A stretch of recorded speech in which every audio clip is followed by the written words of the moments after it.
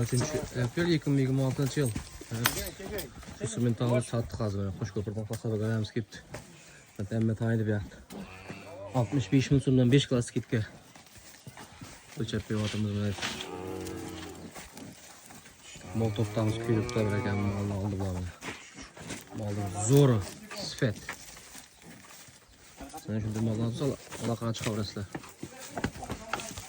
Gelişip alamız. Çakıla gele de yakalım. Kula koyup mu takmayın da. Ağa.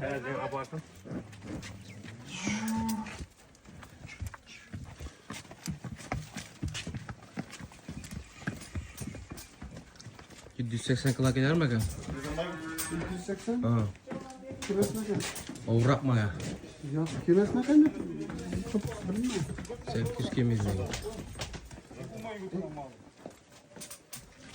Müzeffer. Çakıla mal bu Cora. 870 kilo ile. 870 kila. Şundayım alma bu. 857 kilo.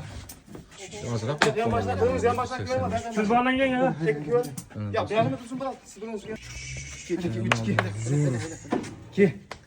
2 yıl vaxtım deb atıragam. 2. Mallar Müzeffer destin Cora xizmatda.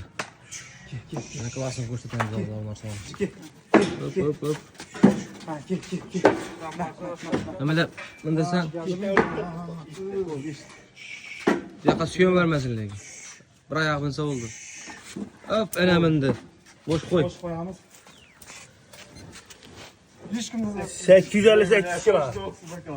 858 kilo geldi bu malım. 65 bin so'mdan 5 kilosi ketgan malning zo'ri. Bir kilo septi. ona bakkanlar. Ağam to'g'ri, men 857 kilo qo'ydi, 858 kilo keldi. Baqqanga rahmat deb qo'yasizmi? Mal balası. Vallahi bu salaq qilib qo'yasizlar. Tutsun gitti. Kelishib olamiz. Mana do'stlar. Kuyruqdan olamiz.